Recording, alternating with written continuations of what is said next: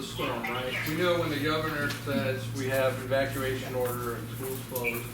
So that occurred. And just to give you an idea of the kinds of things that senior staff does during the time period of the week. And so I think it's relevant in the sense of showing why we're getting into this on Thursday, right? So what we essentially did, I attended emergency management center meetings every day with the sheriff's office and other municipalities that were there. We would have a briefing every day. I would either update the board based on briefings, or I would certainly do robocalls to parents and robocalls to in English and in Spanish. And we also sent emails to staff, district staff, administrators, and teachers, just keep them apprised of what we were learning throughout the week about the storm, right? And letting everybody know that makeup dates are online. On a daily basis, I held conference calls with senior staff, essentially about the briefing, preparation for post-storm action, right? What are the kinds of things that I wanted us to get done during that post-storm action so that we could get schools open as soon as possible, right? And so our attention is on getting schools open and what has to be in place from senior staff and their staff to make sure that we can open schools.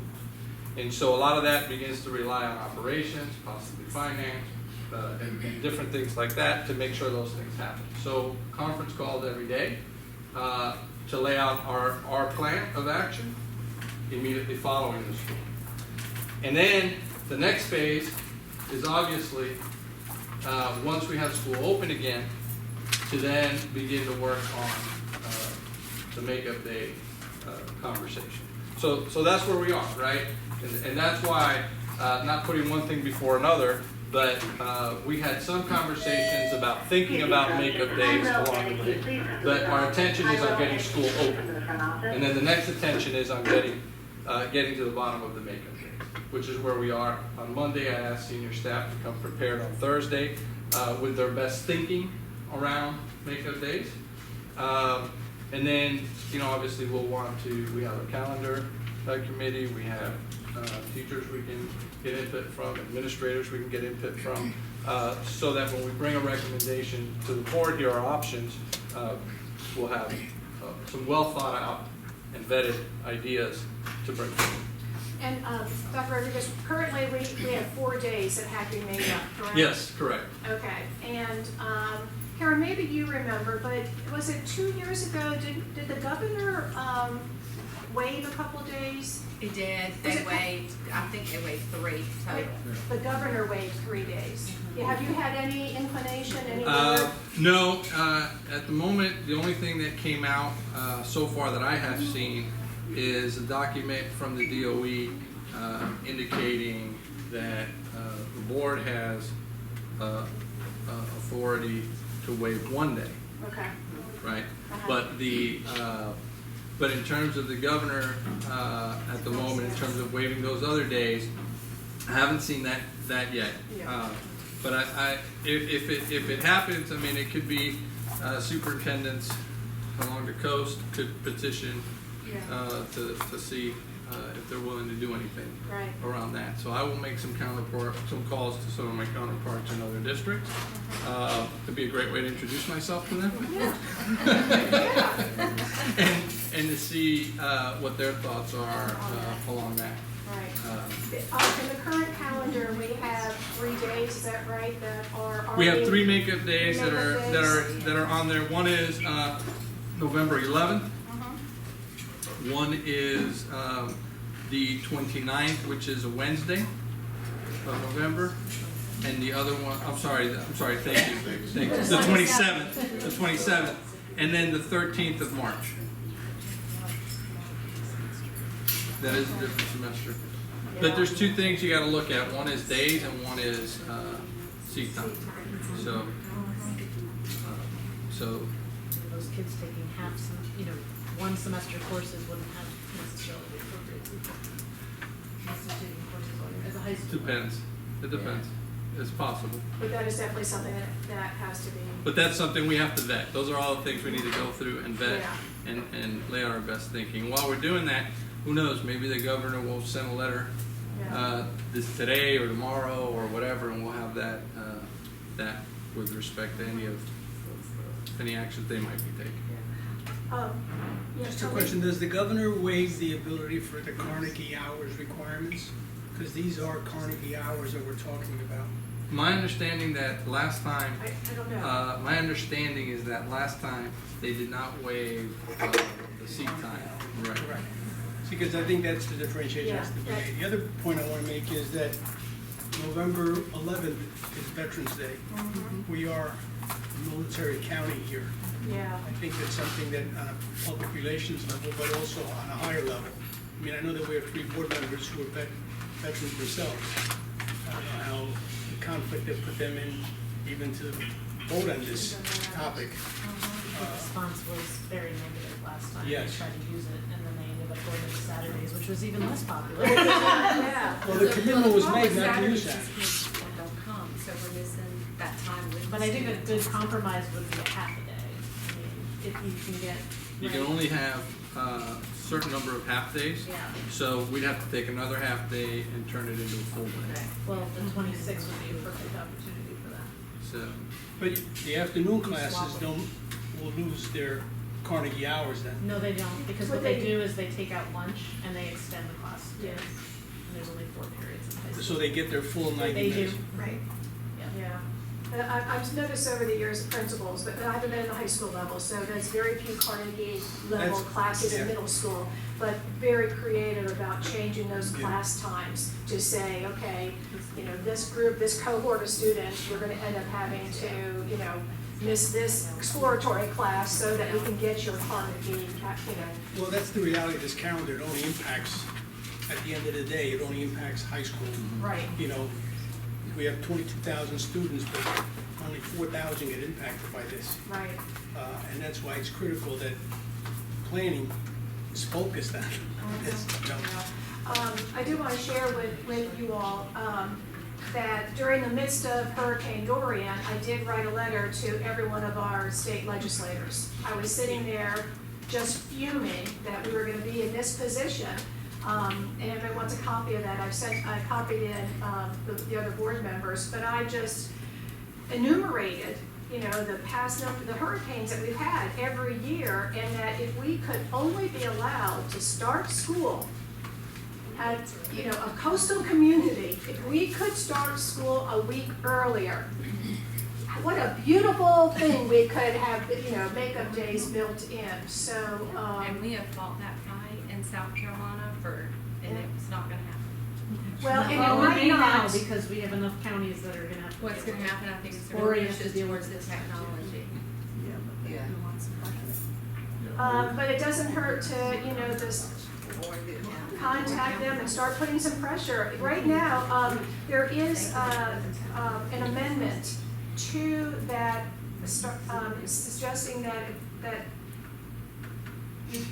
counties don't have to start by, you know, the 3rd Monday of August. So there is an amendment, but it's in committee. So what we need to do is put enough pressure on our legislators and contact those committee members, and I would like to see maybe our committee go up to the committee when they're discussing this and just plea for allowing counties to set their own start date, you know? So, At least coastal.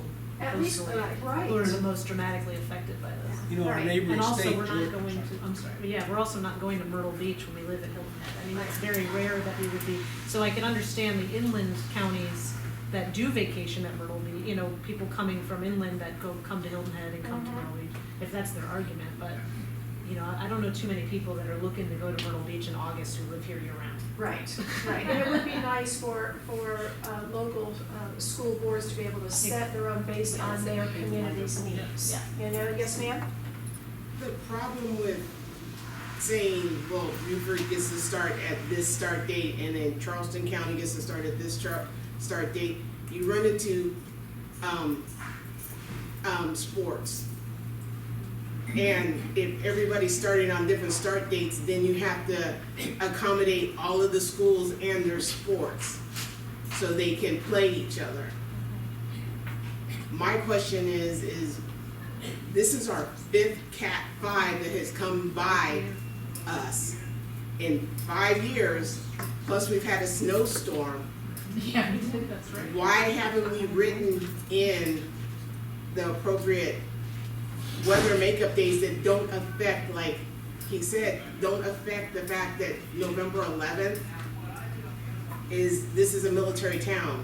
And if you're expecting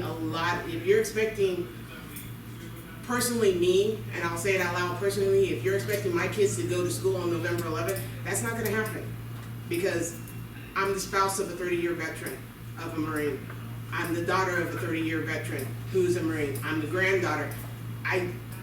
We have so many ties in this town to our vets. And the fact that this is just, it doesn't make sense.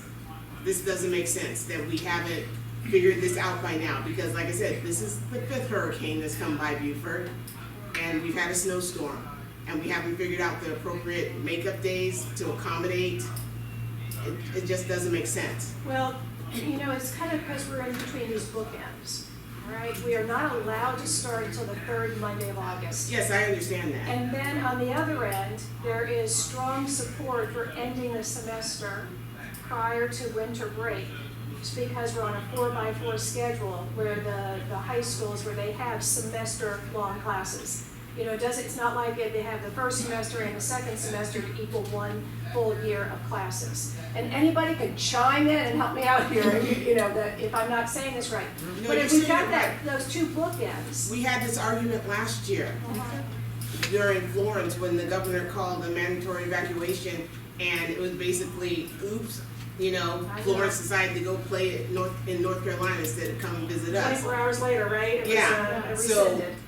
we had this discussion last year about the fact that this semester is shorter than next semester, and everybody keeps on saying, well, we want to end it by Christmas break because it might affect the high schoolers. I work at Beaufort High School. I'm their head AFJRTC drill coach, and most high schoolers would love to have that time to study for their finals through Christmas break. Not all of them, okay, but the ones that I work with would have loved to have that time to study and say, you know, I'll catch up on this or I'll catch up on that. And then you got the other half that says, no, I just want it to end, I'm done with it. Right. So, no, you're not gonna satisfy everybody, but like somebody else said, Saturdays, that ain't gonna work either for this That town. didn't work well, right. No, so it is a conundrum, there's no doubt. Okay. You know, is it possible for us at this point to change when the semester ends? And do something like that? I don't know, and when we look at our calendar now. We'd have to go back and take care of all the minutes and make sure that, I mean, that's part of the reason I wanna have that Yeah, conversation on yeah. Thursday. Yeah. So that we're able to vet all the options that are on the table, to make sure we come back with something that is, some options that are doable options where we don't get into a bind in terms of cutting out minutes or that sort of thing. Because then if we're taking days out of the second semester, now we're gonna have to calculate our minutes on the back end to make sure, right? Although we have extra days in the second semester. Yeah, Right, so, okay, all right. Tony? Yes, just, I think we have to keep in mind that right now, if the child misses 1 day of attendance in school, he's under the Carnegie hours.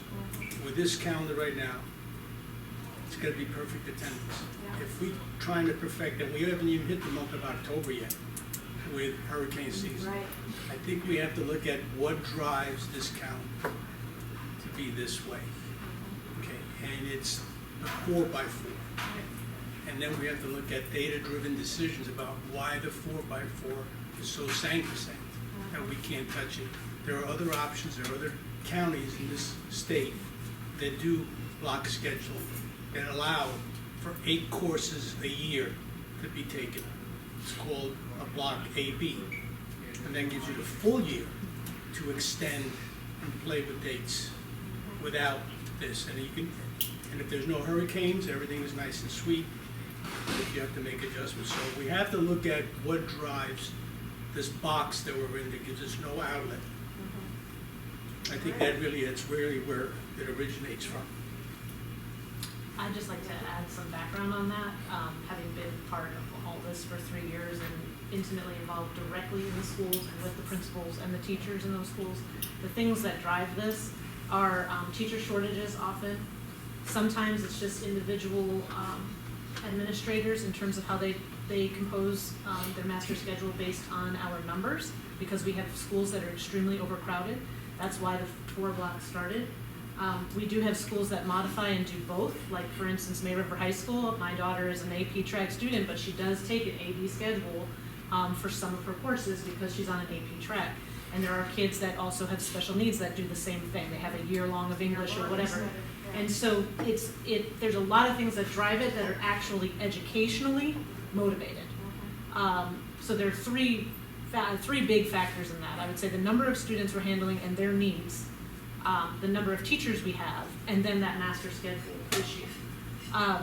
Making sure everybody has the courses they need to graduate on time. That is a challenging thing, and it's been really challenging the last 3 years, especially as Bluffton has grown and grown. I just wanted to offer that.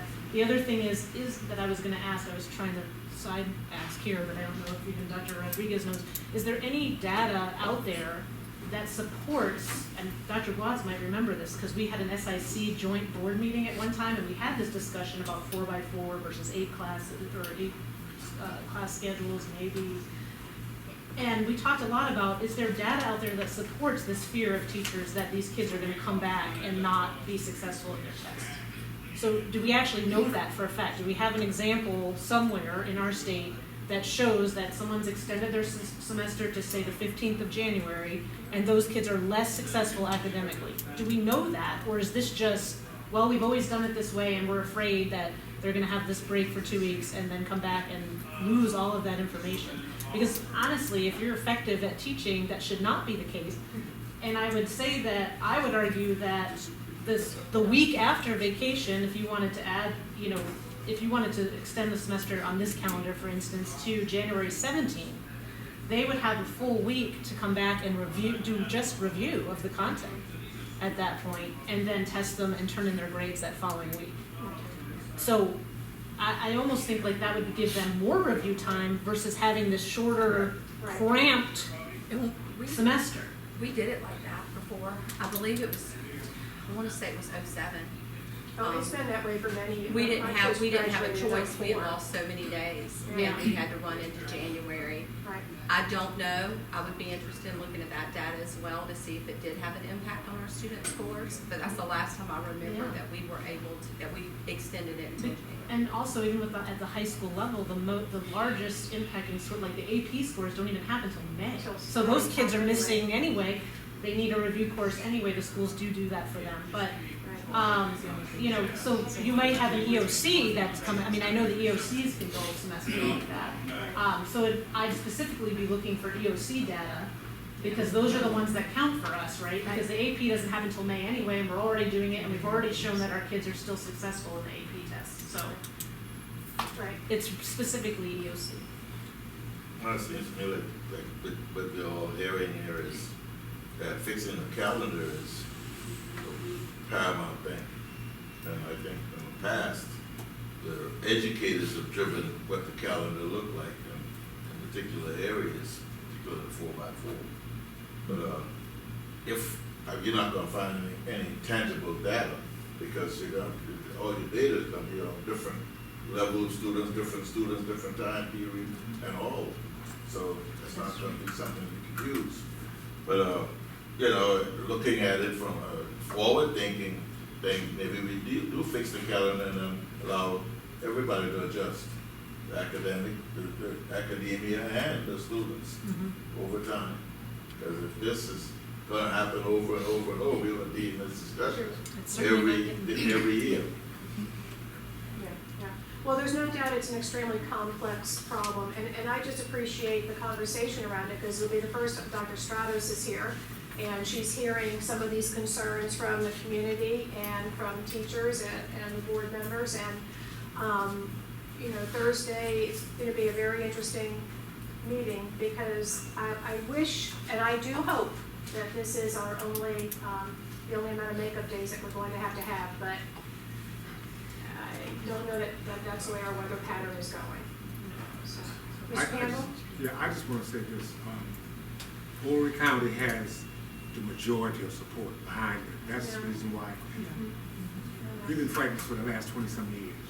It's not going to change, you know. And maybe we need to do is our delegation can talk to the Department of Education to give us a waiver, you know, because it's not going to change. Horry County got so much support behind this.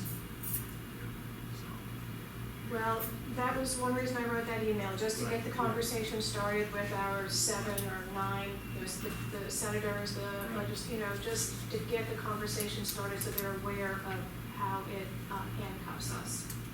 Okay. When we were there, in, when was it, October, September, during February? February, yeah. We Last had, February. yeah, we had that discussion with them. Right. And basically, they're like, yeah, it's never gonna change.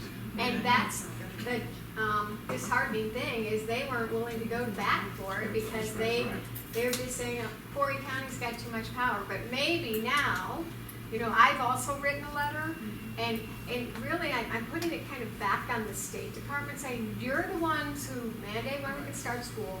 You're the ones that, I've listed the statutes that say we have to have 180 days of school, we have to have 120 hours, that all these things are imposed upon us. And mandatory And evacuation. mandatory, and that was my other point, and the mandatory evacuation and mandatory closures of school. It's not just you have to evacuate, the governor says you must close schools. So, you know, maybe just keeping all that, and I kept referring it back to the statutes and the laws. Yeah. So, all right, so Dr. Rodriguez, your meeting is Thursday, Yep. and so we will be eager to hear what thoughts and brilliant ideas Yep, that Yep. come from that. perfect. Great, thank you. Thank you. Thank you. The next thing on our agenda is discussion on the performance expectations. I just want to share with everybody that the performance expectations are part and parcel of what this, in this strategic governance policy, all right? And so, I invited Dr. Stratos here to share with her, because when the board gets together and does their annual work plan, it takes these performance expectations of the superintendent, because they are stated in such terms as the superintendent will. And it divides it up as to whose responsibility it is to report to the board or the committee in these different areas of expectations. And so with Dr. Stratos being new and Dr. Rodriguez having been here, are we going on 9 weeks? Less than, yeah, so September 15 1st was 2 days. months. If we count the storm, Yeah, that's right. 15 You're days. still on call. I get makeup I days. think you were worried about that. Right, right. We felt that it'd be important to go through these expectations and just have a conversation about what does this mean? And what does it look like when we develop this year's work plan? So, Dr. Blatz, do you know that, are we going to work on the work plan in October, at the October work session? Yes, because we asked for the committees to look at these originally this summer to see exactly where we needed revision, where we needed updating, et cetera. Okay. And so, yes. So probably in October, there'll be a new one, which could mimic a lot of what is currently in this work plan, right? I don't know, Mr. Campbell, if you can, or Robin, I don't want to put you on the spot, but could you just kind of explain a little bit about the derivation, how the origination of how those performance expectations came to be and what the expectation of them are? or is? The performance expectations came from the strategic, the district strategic plan, as well as the advanced ed. So if you see the DSP and the ADV on it, those correlate to what's in the plans. And those are things that when they put the strategic plan together, those are the things that the board said that they wanted to see. So the things that are put on the work plan could be in the, let me pull that. The PEs didn't list all on the work plan. So like on this work plan, you just have 1.1 that would be reported out in November. If you look at the actual PE PE one actually has 11 different Exactly. things to it. Right. But not all 11 are on the work plan. Exactly. And that was a board decision? That was a board decision. So you sit there and look at that, and the board decided 1.1 is what we wanted to be reported back on. Okay. But you can go through any of those, or you can also take some things out. Because PE 1.1 was combined with the PE 1.2 where it had professional development. So those two things were incorporated, so it had been in a previous. Okay. All right, and so when you say report out, then that means that the superintendent then, and I'm asking some leading questions here. I mean, we did have some reporting out of these. Right. Before Ms. Almond left, but she came and she would say, you know, these are the things that go along with this in order to understand where we are with this performance expectation. Exactly, or provide evidence that those things were being done. Right, okay.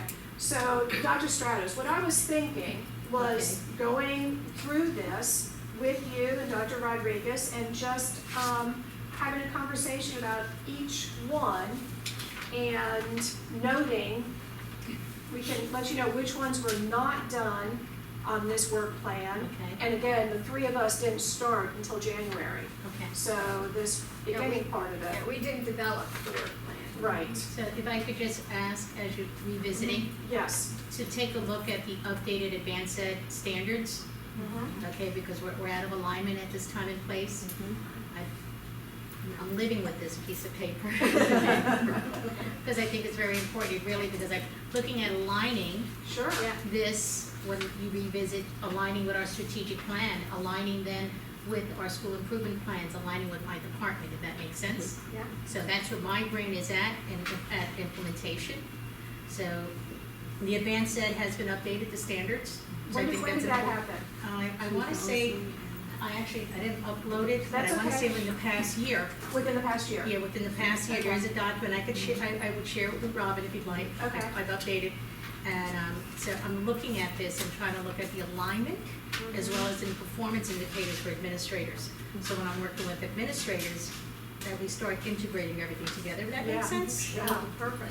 Yeah, Right, that's- so big picture, performance, right? Mhm. Next thing, strategic plan, from there to school improvement plans, and then it gives a step of some more direction for administrators as well for practice of consistency within us in the district, if that's. Right, so, a couple of the SIC meetings that I went to this past year, the schools were working on their school plan. So they all did say that there was a new format. And since I've been out of the classroom now for over a year, I think this new format is what you're referencing, is it, this new way of looking at a school plan? Yes, so the new format is one. Yeah. Advanced Ed that handles our accreditation. Right. Actually has new standards that are tied and truncated. Okay, At reviewing this, I ran into some replication. For example, in the continuous improvement plan, we have a department that doesn't exist. The definition of student achievement and use of an assessment model, actually, they're embedded into each other, if that makes sense.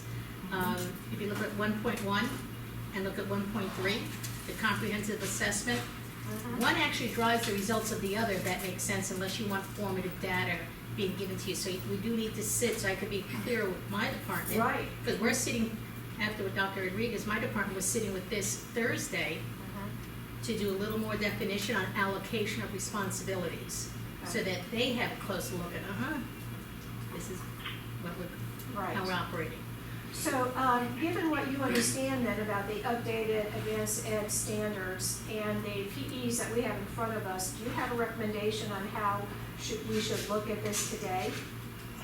I think we need to pull up the advanced ed standards. Okay. Maybe eventually you want to take a look as a group, or you want to designate personnel to work at it to do a crosswalk for you. Mhm. So that you can look at that crosswalk collectively, Yeah, because we are gonna work with Dr. Rodriguez and the team for the strategic plan. So that we start doing this instead of silos, Mhm. silos of practice. right, right. There was a crosswalk that was completed. That was for the our previous- policies, that was for the For the policies, policies. not for Yeah. the PEs. Okay, do we have a crosswalk for the PEs and the strategic plan? No, with Because the, it's listed. it's listed on there. See, Right. this is So what. that is what- So that is your crosswalk. Yeah. To the policies, correct? Well, No, no. No. Or to The- So This they, is they the listed policy. the, The advanced the ed. DSPs and the advanced ed next to Okay. each So state. that just has to be updated, Right. yes, sir. Okay.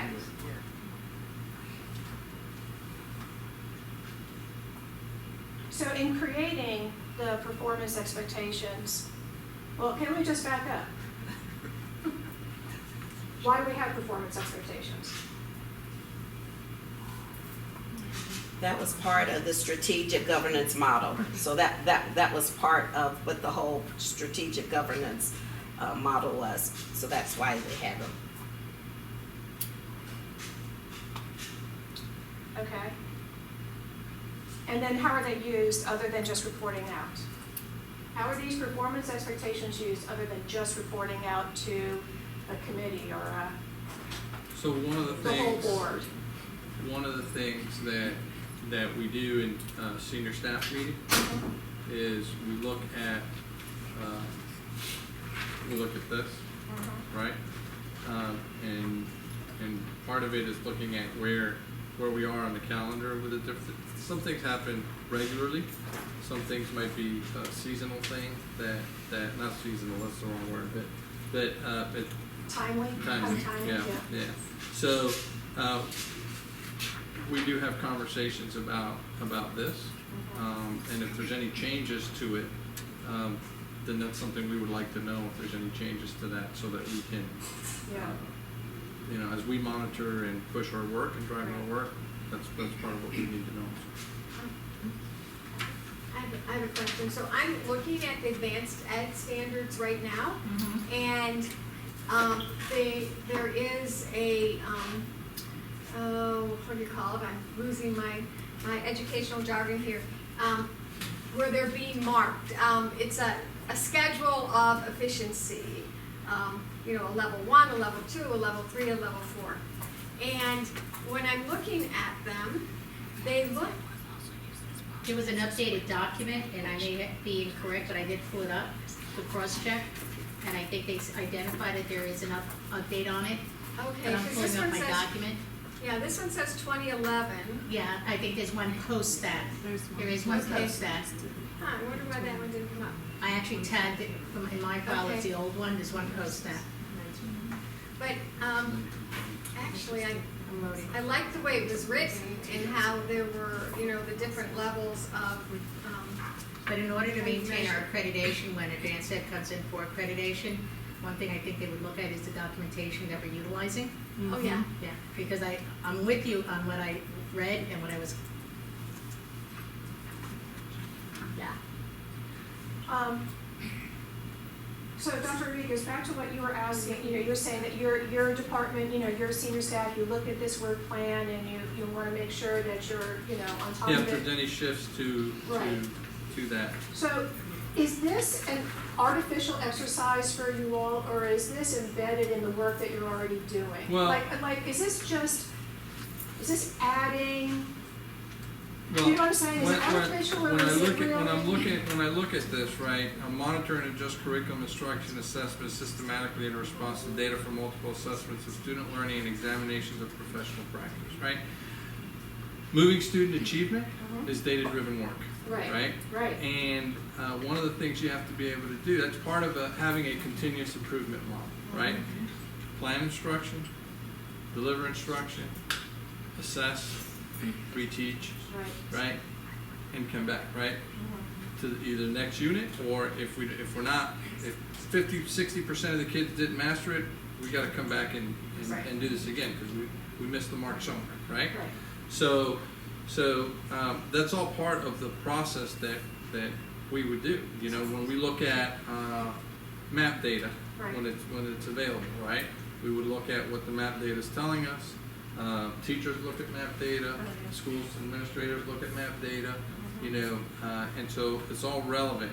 I mean, what I see in here are things that are relevant to our work. I don't see anything in here that is an outlier. But the new performance, so Dr. Wallace, do you anticipate there are going to be new performance expectations based on the new strategic plan, right? And the new strategic plan would be written within a year? I would think so. But I would So- imagine, right, if trying to wrap my the head around strategic plan is, for example, looking at, closing achievement gaps, right? Sure. As part of our work, right? Yeah. Right, these are things that are good practice anyway, that we would be, if we didn't have number 5 in here in the area of learning environment, right? If that wasn't in there, we would still be doing it in terms of trying to close achievement gaps, because it's relevant work, it's important work in trying to close achievement gaps, So, Barry, what do you think? I'll share with you, I found having these indicators key at operating. Yeah. And then it drives Drives your work. It drives our work. Yeah. So, I looked at it, it's a perfect map. And the rubrics I thought looked really good too, actually. You know, if we did a self-assessment, if you took the updated one and did a self-assessment of our district, that might be really phenomenal information to have to figure, okay, where do we start? Looking at the rubrics with regard to the advanced ed self-survey. Yeah. It actually is a very good survey. Yeah. When you take a look at it, yes, it is.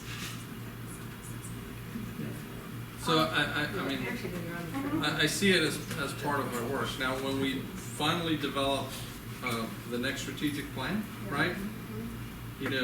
One of the exercises we would go through is applying these PEs to that strategic plan, right? Where does that align with the strategic plan, with a new strategic plan? Right. And if we find gaps, we have to address those gaps. And if we find things that aren't relevant, then we talk about that. Right. But what I see here is relevant work in the field of education. Well, as Dr. Stratus mentioned earlier, the need for making sure that everything aligns, that there's not an outlier, that there's not. So when I read this and I see the superintendent will do this, this is PE1, PE2, the superintendent shall develop and will, so on. Are these part of how you're evaluated? Well, Are these performance? So the important thing about the question you're asking is, right, are all of our systems aligned? Are our evaluation systems aligned with the work that we're asking the system to do through our PEs, right? So that we're not serving, right, two masters, if you will, or two sets of targets, trying to hit two sets of targets that are in different places, right? We want to hit one target, and the whole system should be aligned in trying to get to that target, right? Exactly. And so that's really the. And you need to know the target. So if and we don't want to move the target, right? I mean, set the target and let us run to the target, right? Exactly. And after that, for the next year, if we're moving the target, we're moving the target. But during the course of a year, let's have that target set and let's run towards that target, because otherwise, right? It's not fair to the system, right? Our teachers in the classroom, our administrators in the schools, and all the way through the system. you wanna, you don't want a moving target, you wanna. Right, so I that's agree. really what you're getting at, and I agree with that. Right, and also I would not want you to be blindsided. Yeah, yeah. Or say, okay, so now Me we either. have all these, all these performance expectations, and, you know, it's, the verbiage is that the superintendent will, and so at what point do, you know, is that when, and Robin, you're so helpful and I appreciate it, and Earl, you know, you, see down here, it says that, a stipulation report, which is a signed statement of compliance, or it's a monitoring report, which is a signed statement that is accompanied by evidence of compliance. So, are those taken at the end of the year, and then what if? Can I Please, yeah. answer that a little bit? I think I'm on the results committee. So, you know, we have a 90-day plan for Dr. Rodriguez, his first 90 days. And then we are developing the one that goes from October to October. And for that one, we are looking at what metrics we're going to use for student achievement. And we've identified, based on our goals that the board has adopted, we've identified the metrics that we're going to use for the academic achievement, for the achievement gap part. The other PEs, we've gone through, the instrument that we're using is a superintendent evaluation form that was developed by the state of Michigan and is used throughout the state of Michigan. So we've gone in there and taken the PEs, and there are different categories of superintendent expectations. And so one would be financial. And so we've gone through our PEs and made sure that our PEs are in that instrument. And then again, it's a rubric. So that's what we're looking at right now. And it's a rubric based on scores, on numericals. So every, you know, it's a 1 through 4, I think it is, and you know, in one area for one question, for in the area, like let's say financial, there's probably 6 or 7 bullets underneath that, and you go across, and under each one of those bullets, there's, you know, I can't, but then it goes across and you give them a score, so that it's a numerical score. And So Dr. the- Rodriguez has seen it, the board members have seen it. So we're still developing the metrics part of it, the very first part, because we don't have our data. We're waiting for our South Carolina ready data, but the bones are there.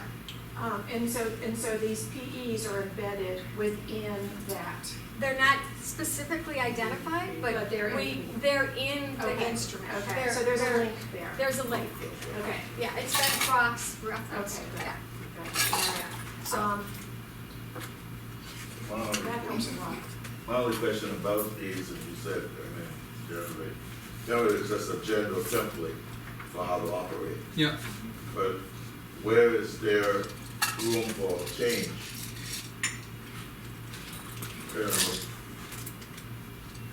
Generally, that's been the order of business for the last 100 years in education. You got this general template, we operate on it, but where is there maneuverability? And it's- Yeah. So, yeah, is that a question you're That's posing? a question to us, I guess, but yeah, I mean, you looked at it because you need to have that flexibility Right. to move that achievement gap in my Right. mind. Right. Yeah. You know, I think where the flexibility would need to come in is if the board sets specific goals that the board wants to get after, right? That'll be my charge, right? To move the system in the direction of the goals that are set, right? And if something in here is not pertinent to moving the system in that direction, you know, my question would be, you know, if it's not pertinent to moving the system in that direction of the board's goals, then I don't really wanna spend a lot of time on it, right? Yeah, but my question is the opposite. So, My question is the opposite of that. My question is, if you need something in here Yes. that's pertinent to the goals, and it's not in here, yeah, now, that's on us. right, To right, put it in there before we ask you right. to do what we Right. need you to do. And, you know, all I'm saying is this is such a general template, it doesn't fit that need in my mind. Well, I think, you know, it Unless you can scratch it, of course, it's education, yeah, and it's general. right, You can squeeze anything you like into anything that's written there, I'm sure. right, to That's- help move the system. Yeah, And that, and that's, Yeah. yeah. If you get extremely specific in there, you know, You're taking over. yeah. Yes. Because here's the dilemma that I don't want to be in, right? Here's the goal where we want to move the system. Here's what I'm going to be accountable for doing, but it doesn't align with the goal. Right, that's Right. what Because if you're going to evaluate me on this, we got a problem because I'm going to move in this direction, Right. but at the same So time, this thing- we're not going to move towards the goals, Right. right? And that's where it's got to come into alignment. Yeah, I think, And I'm not saying it isn't. I'm just saying Yeah, that's the that's my concern too. yeah. and that's one of the reasons that we wanted to have this discussion, is that we need to know exactly the expectation of these performance expectations and make sure that we all have the same understanding of it. Yeah. You know, Tony, then Dr. Boggs, and then Dr. Stratus. Two questions. One is, when was the last time this was looked at as far as updating, et cetera? Because I just had some general observations. Our district theme is learning leads the way, and yet annual student achievement report is done once a year. Right. The work plan, from my understanding, is usually generated in August, but it's looked at by the committees frequently for their particular areas. Is that what you're asking? Well, my question is more specific than Okay. that. My question is, we basically identify our priorities by the frequency of visits. The more time we teach math 5 days a week, we teach typing once a week, or art once a week. We make a statement that mathematics is more important than art. Maybe it's true, maybe it's not. I'm looking at teaching and learning here, the first, I guess, 9 PEs on the list. And there's only, looks like we spend concentrated effort once a year. Then I look at other priorities. I don't want to minimize the priorities, but we spend 4 times a year, twice a year. I mean, we're looking at cleaning and maintenance reports twice a year. We're looking at professional learning once a year. Tony, can I say something about that Sure. observation? Okay. So I don't disagree, right, that our lens is zeroed in on what are we doing with finance, what are we doing with budget, what are we doing with this, and it's not often enough on what are we doing in respect to academics. Because, Tony, regardless of whether, so this annual student achievement piece, remember the state sends us the results of the student data, and it embargoes that student data, so we can't really talk about it or really do much with it until they release that embargo, which is typically in October at some point, right? But that doesn't mean that we're not utilizing information from the data, or that teachers aren't on a regular basis giving progress monitoring assessments and making adjustment to instruction around those progress monitoring assessments, right? That's kind of a standard practice that is either taking place or Tony should be taking place, okay? And that's something I'm going to be learning about, whether it has been or is taking place, Well, right? I guess that was my question. Because we're going to do it anyway, even if it's only maybe listed here one time. We're going to do it with frequency because that's how you do student achievement, you know. But I think with respect to the annual one, that might be talking about the results of the report card and that kind of thing, which is really, I hate to say it this way, but it's an autopsy report Yeah. on what happened, right? But the patient already died. Yeah, right. Right. That's right. The patient That's already right. died. Yeah. And how we going, you know, I look at high school as the game of life and overtime. These kids have only 4 years left to get through their education life, okay, their education game. So maybe frequency of analyzing where they are and talking about it on a, you know, if we jot it down, the chances are we may do it. If we Right. don't jot it down, maybe there's a chance that we won't. So that, it was a question. One was, how often do we look at this? We spend 4 times a year doing FOIA reports, all right? No, that's a great observation, and since we know that our map data is there's that linkage study to SE Ready, we should be able to predict Yeah. a lot of what our SE Ready, when we find out in October, what it's going to say, because it's linked, you know, to the map, at least, you know, to. And then we have our own assessments also. Right, right, so there's no reason why all these only have to be looked at once. You know what I mean, like on this work plan, so I think that's an excellent point. If we're to look at 4 times a year, wouldn't it Yeah, make that was sense? really my point, is, you know, that Right. sometimes. I would rather have our conversations, you know, at board meetings. Yes, yes, no, without a doubt. What'd you say, That- Tony? He said on the first 10, and I'm Yeah. saying yes, Oh, yeah. without a doubt, Thanks, you know. guys. I think the academic Welcome committee back. did Thank as you. well. Yeah. Dr. Blige, what did you want to say? Well, kind of following up on the same idea, I mean, I think of, I'm, you know, don't have an educational background, I have a scientific background, but to me, strategic governance is giving you the framework or kind of the outside box to, you know, and then you get to do the processes or the Systems. and all of systems that. or whatever inside that. So if we say to you as a board, we want in 7th grade math,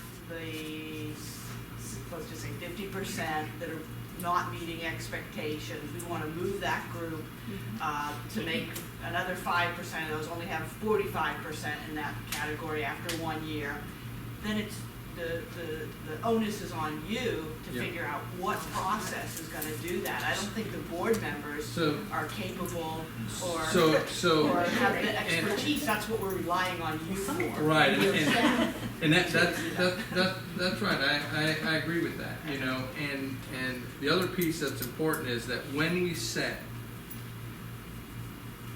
see, I'm gonna say this, when we set, right, those measurable numbers, okay, gotta think about what those pain points are, okay?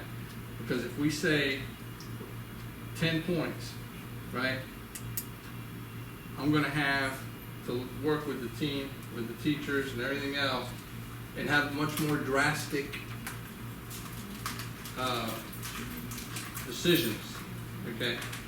And when I say pain points, I mean, then the board's gonna hear about the pain points, right? You know, with instruction in the classroom, and somebody might say we're measuring this too frequently, or we're right? But those are the types of things that are going to bubble up as we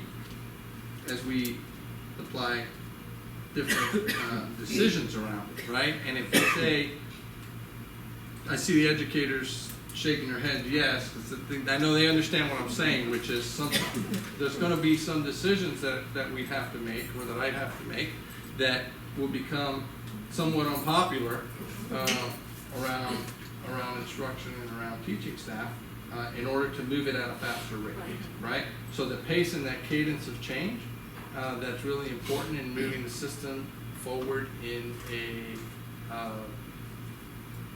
comfortable level and making progress, could go out the window because that number is so high that I've got to push so much harder, and that pace and cadence of change goes out the window, and then you'll hear about it on Tuesday nights and on emails and all that kind of stuff. So there's that balance in terms of how much and how quickly we drive the system.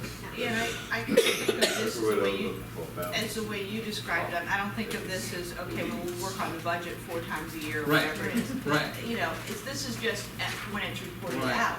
right. I mean, obviously, you're working on the budget on a regular, Right. daily basis, Yeah, et cetera. exactly. So, to me, this is just really a reporting schedule. Yeah.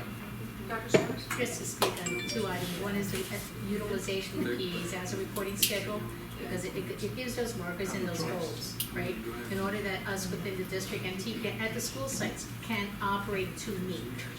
That's it's really important, because if we just continue being responsive to reporting, then really when are we really serving and doing, if that makes sense as well, right? And the majority of our work should be serving and doing. Exactly. I have to share with that. And one of the areas to keep focus at when we're looking at meeting marks is like, I'm looking at the schools under ESSA, all right? Those are our target schools right now. My division has been told, this is the mark. We need a 10% improvement. Right. 10% right now we're looking at, we need to move 4 schools. And this is our goal. And so that's part of our strategy as to how. And part of that is building the capacity of our principals, and I'm sharing that a lot of our principals actually utilize data and are phenomenal at it. And they're actually, one in particular is doing a presentation tomorrow to other principals, right? So why should I be the genie in the bottle? Let's use the experience of those within our group, and we're trying to build that so that, look what I do. Get that sense of community, because there's a wonderful skill set here within the county. And I'm trying to get that happen so that the principals realize, oh, I'm doing my presentation tomorrow, my expectation. I have a principal who's kind of aligned with my expectation. He's going to be doing a presentation later on during the day, so that the principals can now see. This is what we do, we're using data. What are the results, how are you monitoring, where's your evidence? I'm not asking for a lot, right? But what Tony was driving the bus to, if it's important, you monitor it. Right. But majority of the monitoring happens where? At the school site. And it's my division's responsibility to ensure that that monitoring is happening and where's the evidence of practice. Something that you just said I think is very important is to give to the principals, you're building that sense of community instead of a sense of competition. There has been, in years past, the competition, the metrics reported out so that, oh, who's the number one, or who's the number one? I think that can be detrimental, and I'm pleased to hear you say the word community. And Dr. Blas, just to your point about, we should be building the box, and, my concern with this, and I admit, because, I'm just less than 1 year into this, but it's making a lot more sense. I just didn't want to have a lot of boxes out there, and that they didn't all come together. Right. So, if I could ask, when you go through the process of updating, there could be communication with us, because the number one most important is the instructional part. Right. I don't mean that money isn't, it's very important. It's what we do for children at learning, and then our fiduciary practices with the finance is important as well. Yeah. So looking at this work plan, just so you know, Dr. Stratos, we did not have the report out in May or June. Yes, I noted that. But there's two things. One, to realize that our map testing data hasn't all been generated. So I think when we sit to do this table, we need to get the calendar of assessments that are utilized district-wide as well, so that your expectations are also met. Okay? I just want to share that with you, that when you revisit this, let's get a few extra tools at the table so we could put onto paper and we can meet the expectations, because that map is a diagnostic tool, and that tool should be able to report to you. You need to know where our children are. Right. But that process isn't completed yet. So we would have been off. If that makes sense by me trying to give you academic achievement right now. On the professional development, if I could share, if you could align that with HR, in the sense of when our principal surveys are due, there's a survey that has to be completed, as well as teachers' surveys that need to be completed that are uploaded to the state. That calendar of expectation from you should come once we define an update, a date certain, and then we can report to you what are trends that we're seeing. Right. And then we look at those trends in relation to academic achievement data. Right? So if we can align the calendar, it would make it all make sense and work together. And I'm not trying to drive your bus, I'm only making suggestions to you, please. No, I don't mean any disrespect. It's not taken that way, not at all, no, I think that's why we want this discussion. But that's where my brain has, I spent the hurricane with this piece of paper. And that's where my brain started working. It makes it hard to provide proper information. Yes. Because there's just a few things that are aligned, and that's, it's just a little tweaking, Right. okay? I think that would be fabulous if, you know, in the October work session, if that's when we are developing this new work plan, to have that exact kind of So information. the expectation would be during the academic committee, because I could work with Robin to get information to you through Robin, so that when we sit, we could do that working in practice, if you're good with that. Yeah, I think that would work. Yeah. A suggestion from the medical world, let's not call it an autopsy, maybe let's call it periodic physicals. In looking through any of these PEs on the work plan, do you see any that you're surprised were not on the work plan, or should be, or, in my thought was, if they're on here, they're important, so why aren't we having a report out on all of them? Like, for instance, where is 1.7 and 1.8? Gather, analyze, use data, and research in making curricular and instructional choices. That's not on the work plan. I would think that would be, did you have thoughts on that, or did you like wonder that too? Well, because to me it falls under my diagnostic data that we can report. Could, Robin, I apologize, may you make that a little larger? So when you're looking at 1.7 and 1.8, Uh-huh. right, I just want to scroll them up. Yeah. Right. Gather, analyze, and use data and research in making curriculum and instructional choices. The majority of that actually happens at the school site, when they're Right. using formative data in order to drive instruction. Right. Right? So we can provide you, the question is, what do you want us to provide you? Evidence of PLCs, right, professional learning communities, would that be? Or the flip side with that is that it would be an extension of map data, or do you want to look at lesson plans, and it's going to bog you down, if that makes sense. Right, it's Well, gonna, I mean, my to me, thought that's a in that- school, I think you need to look at this and say, what is a district and what is a school site practice? As you're clearing through it. If Right. not, you're gonna be looking at a lot versus looking at what are the strengths of our school in delivery of instruction, what are the strengths of our teachers, looking at probably our observation tools that are utilized, and then looking at that information to see trends of student performance and trends of instructional practice based on our observation tool. If that makes a little more sense of what I'm trying to say. We need to sit and think, what do you want to see? Right. And because if not, you can get it into minute stuff that should be at the school site. I apologize to you my back. Versus what we should be reporting, so you can get a bigger picture, and then we could report even more information to you. Should there be areas that I call deltas, right, areas of need? My thought on something like this is this would be a time when maybe we'd be looking at the IB program. You know, would that not fall? I would just like everything that we do in this committee to align. I'd like to see, Mr. Campbell Mel Campbell is, has expressed several times, when are we gonna look at early childhood? And so it just seems to me that if that should all align with something that's in here. You know what I'm saying? So when you sit to make a crosswalk, if we could have that candid conversation about, because without early childhood, I'm not getting across the stage. Yeah, right. I'm being very direct. Yeah. Right? A child by 5 years old should have 15,000 words, not 10,000 words at their vocabulary. Absolutely. Okay? That's the difference between an A college or B college. So, Yeah, they need Yes. those lap hours of reading. They need those Yes. 3,000 lap hours. Yes. And Yes. some kids are not getting that at home.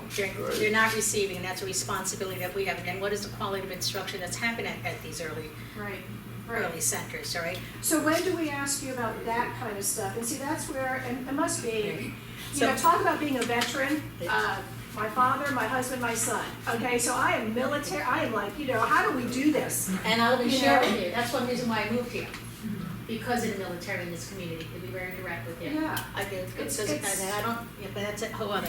But so how do But my we make- first priority are my schools on a federal list.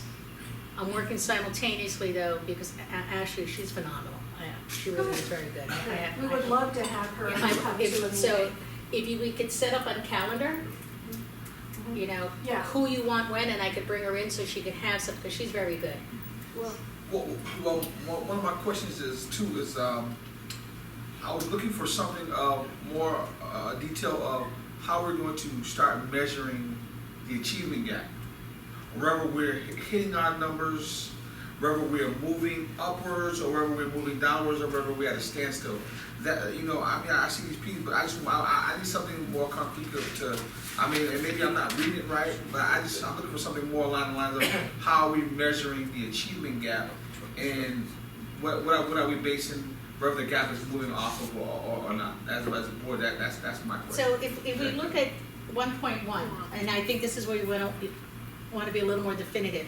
And then the question I'm going to ask you, are we looking at the achievement gap or at risk factors as a predictor? So, but the very first is the expectations of achievement, right? And that's basically the data that we're going to be looking at is state required. That should also be looked at, if I could suggest, with MAP data, because actually with your MAP data, you're almost able to do a predictor of performance, and that should be driving the professional development plans, right? I'm down back to your calendar. That professional development plan that teachers creating and that my administrators are creating, they should be looking at the data, and it comes out a little too late, that's a whole other conversation. Of my prior year, the data that we're utilizing as a diagnostic tool, another issue to support you to start school earlier, but that diagnostic tool, so I can make my plans of practice. So then you're looking, where are my kids at, and what are we doing to make it better? Those things, to me, should be looked at in the beginning of the school year. Well, and So on you're that 100% data, on point, what? But then you also want to look at attendance as a factor, that's a key factor. You want to look at the high school, 9th grade kids in English and math, how many children have an F, right? Because that's a big indicator on my success of being able to complete high school within 4 years. So what are the indicators we're also looking at? And I'm getting my bandwagon of academics, but But that's what we need to look at and build our capacity. And these are the conversations we're having about our children. That's where my passion kicks in, because it's important. I mean, I'll share something with you, Mrs. Smith, on what I'm going to be sharing with the principals if you want later. Okay? Okay. All right. Yeah, I would say that Will's question supports what Tony's asking from our standpoint. How are we monitoring that continuous progress, and are we going to be caught next year the same place we were this year because we never seen a report? We never saw any indicators that we not improving, and that's right now. I think that's a stage that we're not at in terms of looking for something from our perspective. That's down in the weeds. I call it in the weeds. It's down in the weeds right now.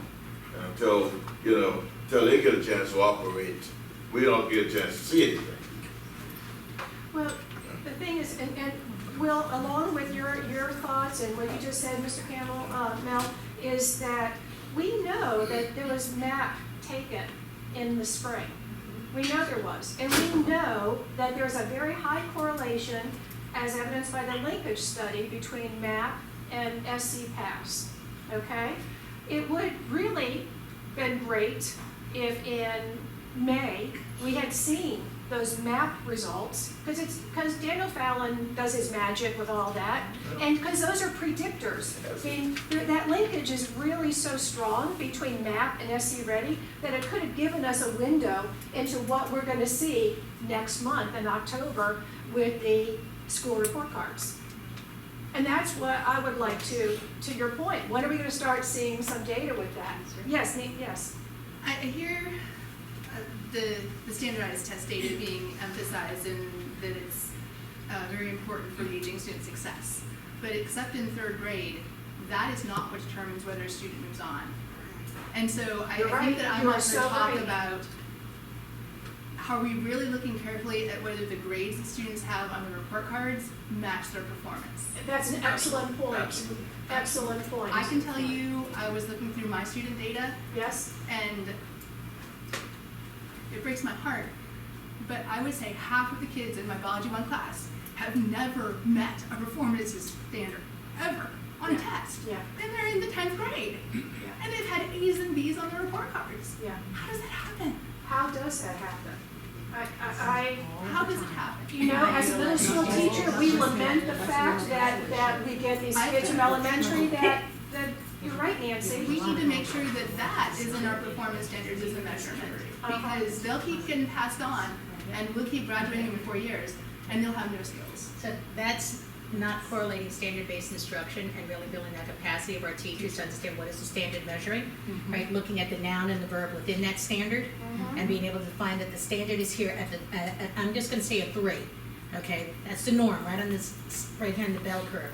And if you go beyond that standard, right, there you go, you do a little better with differentiating, but if you're not doing standard-based instruction, and we're not observing the talk to task and the text that is utilized within our classrooms, Well, I think and that is you can a even truism. still do standard-based instruction if you are not making sure that you're assessing knowledge and not that the Right. student is a nice kid. Yes. And Well, isn't a that's problem. great, but if you focus that it's a standard-based instruction, that's what you're doing, That's more and support. you're utilizing the rubric. And that goes back to the capacity of the administrator. Problem with that though is. that Dr. Stratus, we have that can't hear you. dashboard. We can't hear Well, what you're saying. if you're not using the standard-based instruction and not building the capacity of the administrators doing the observation, okay, then it becomes a popularity contest, test my grade, versus if I have a rubric that I can go back and use a reference point as to where is this teaching? Show me where this teaching is. Or even more, You know, because one, what grade you can give a student to make sure that you don't hear from a parent that you don't want to hear. Right. well, so All of one of the these things things. are built in, and where do they fall into this? And what is a quiz and what is a, a formative weight And a versus a formative shouldn't be summative graded, weight? 'cause That can throw but that's a havoc. whole other, but Right. if you take a look at teacher observations and you take a look at student performance, and then you start having those type of conversations with principals, and research and evaluation provides that type of information, or we could design it, that's the type of conversation to have, which speaks to what you're bridging at. Perhaps that conversation, all of the conversation you're talking about is rather mute in terms of what we're dealing with in our district. When you're talking about, you mentioned 10,000 words, let's try 1,500 words at that level. Right. And there's no catching up from that standpoint unless we do something to get them a lot earlier and phase in the program where they're meeting some type of standards earlier. Or else you're gonna have a real bottleneck in the 2nd and 3rd grade if you start grading according to those performances. And they're gonna be there for a while. So in my mind, we're looking at the picture up here of what's happening, and we need to drill all the way down before we can even address that teacher is teaching to the standards and making sure that the standards are met. You don't have a shot at meeting the standards, not a prayer. And that's the reality of the situation. So, Dawn and Dr. White was in the meeting, my first meeting with our division, one of the things I pushed forward was James Comer's work and the significance of working with community. Because if we don't have that better community development of speaking to what you're edging at, making it better for our younger children, building the capacity in our neighborhoods, I'm gonna see a continuation of the kids that I'm trying to work with, and I could tell, I know it's a literacy issue. That's why I'm having issues in school.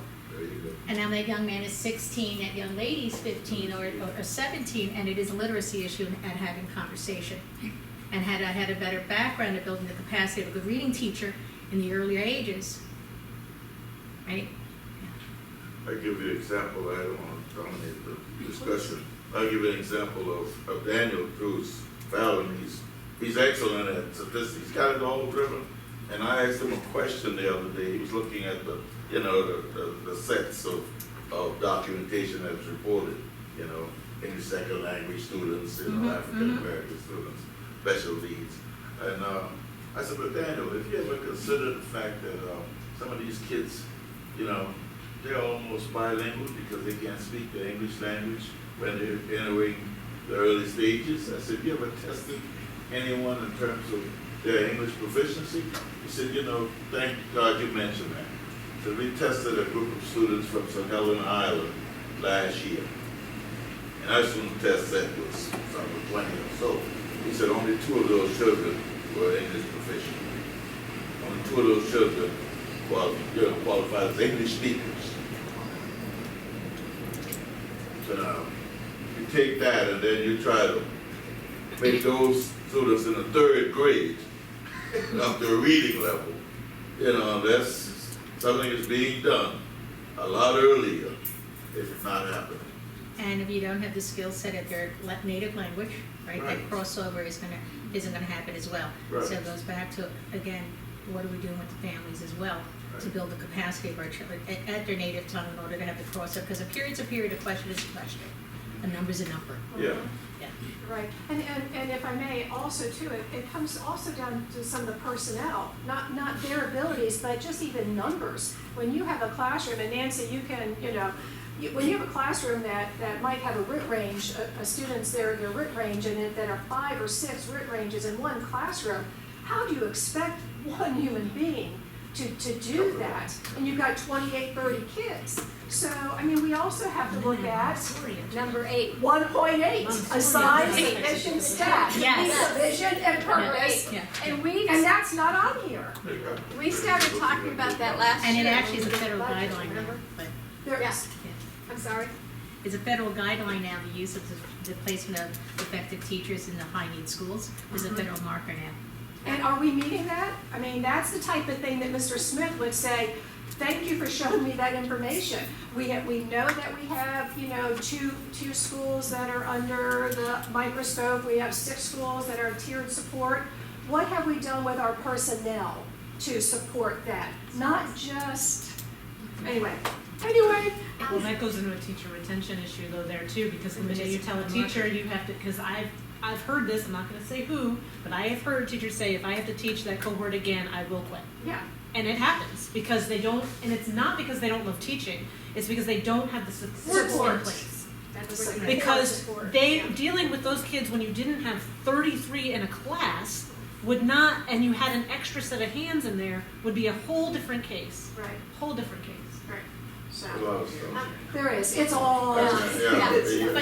Even those teachers that But are successful in terms of our estimates, we still have to look at growth rate. I mean, the growth rate is important, and there are certain sets, that growth rate is not gonna be the same thing as it's gonna be in other sets, and that's important, you know. Just moving the achievement gap in is easier, the thing is, you think it's gonna be. You know, I've taught in the classroom for 39 years, and I know that's not an easy thing. You talk about it, but unless you really focus and put some things in place, it ain't going to happen. Like Mr. Camp, like those kids on the cusp, you know, knowing that maybe on the bubble there, you know? And Oh. John, a lot of what we've talked about today has to do with longitudinal data. We've Yeah. got to be looking at the data of our cohorts as they move forward and drill down to the individual students. And I'm sure Right. principals do that, They do that. as, you know, I knew every kid that was on the cusp. And Every kid. Right, and that's where we need to get. And you know what though, may I say that is done. May I, Yeah. you know, that is done in this Yeah. district. It has been done for a dozen years. It is done. Some of it goes back to the personnel, again, that is not there to support the needs. A lot of students with special needs. And honestly, the professional training, can I just say That's- that too? Yeah. Because Please they're not, do. how do you set up, the gen ed teacher is just as responsible to educate a That's right. child with an IEP or 504, Right. whatever they have, or any kind of learning disability that's not even identified. They are required to know that child is struggling, and then teach that child equally as a resource teacher. How do they do that if they don't have the professional development to do Right, it? right.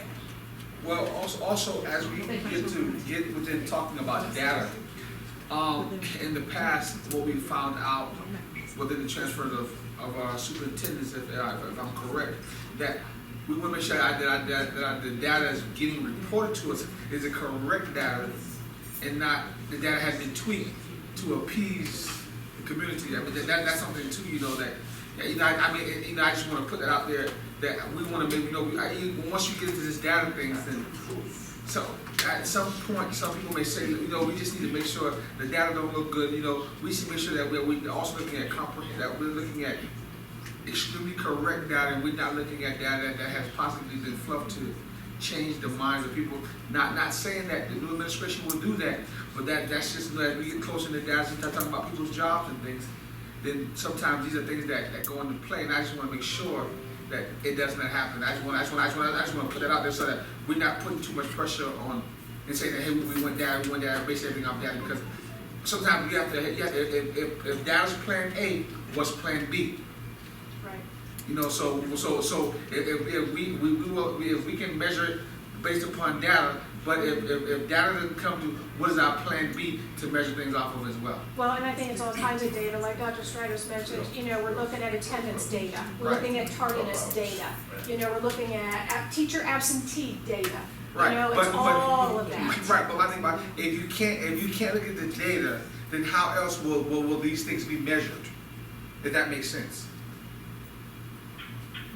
I mean, that's not something we Well, can stop. yeah, we need to explore. Yeah, we need to yeah. explore. I think we need to explore more options besides just data.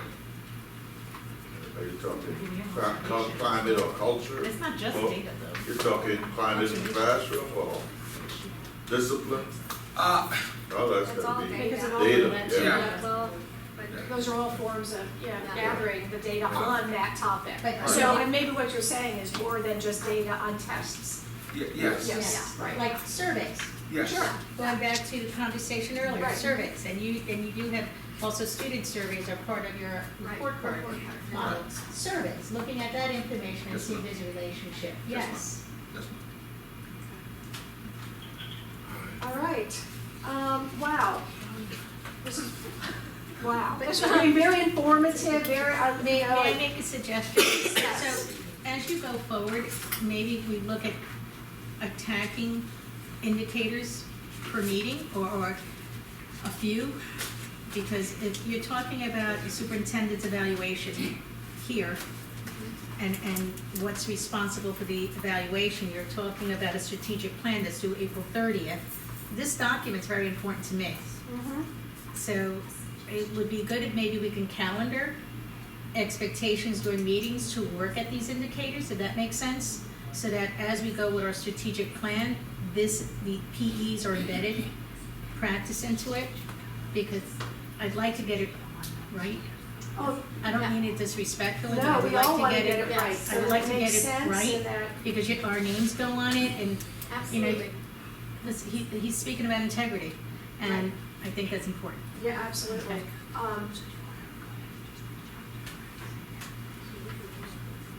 John, do you think? So Dr. Stratos. Yes, ma'am. I apologize, you know, I've got a hard I can last call it a name. lot of things, Is it so it's okay. Stratos or Stratos? Stratos. Stratos. Stratos. Stratos, Yes, okay. ma'am.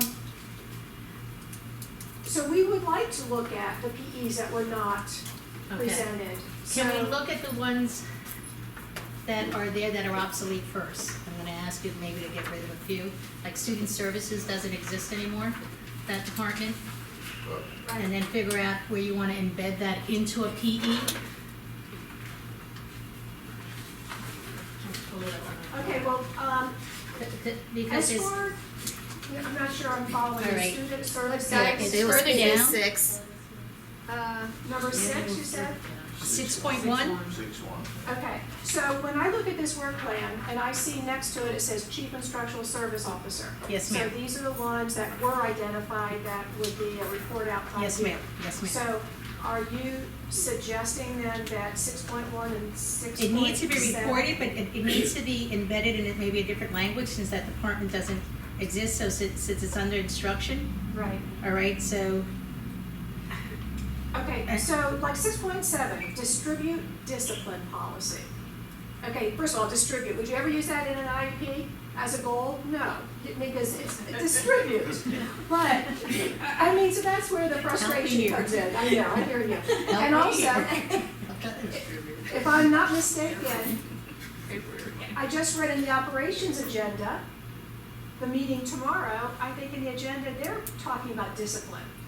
Because there's part in this PE There's part that's academics and part that goes, because student services has been divided out between HR and academics. So parts of student service, what Kiki Swinton does, she's in the HR department. So there are some parts of that is in operations, because HR is under operations. Yes.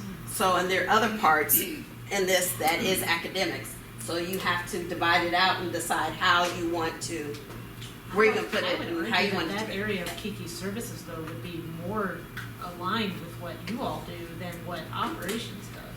Well, and so. HR is under Specific operations report. now. Yeah. No, I know, Yeah. but I'm saying, even though under HR is a big umbrella, Right. that's a big umbrella. What Kiki does is very, I mean, as fine tuned as she's been in IEP meetings, so she has a lot. That's what I'm saying, she has a huge umbrella of things that she does. Some of those services that she's providing are way more appropriate here in this setting. That's why it's split. Yeah.